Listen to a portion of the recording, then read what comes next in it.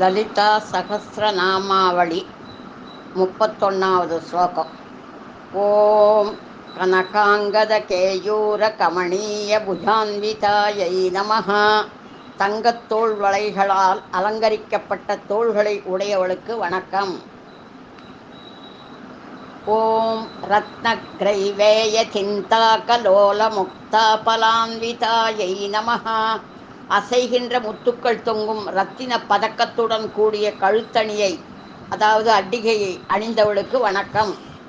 ஓம் காமேஸ்வர பிரேமரத்னமணி பிரதிபணஸ்தன்யை நமஹ.